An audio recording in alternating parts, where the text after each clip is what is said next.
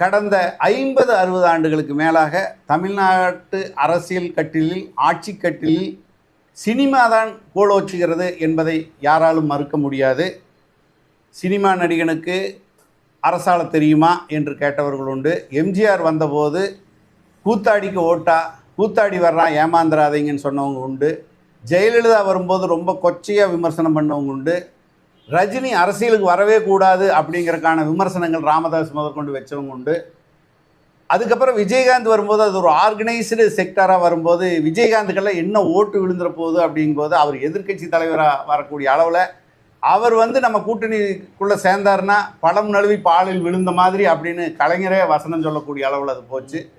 ஆக சினிமா அப்படிங்கிறது மிகப்பெரிய ஆளுமை சக்தியாக தமிழ்நாட்டில் மட்டும்தான் இருந்துட்டு வருது.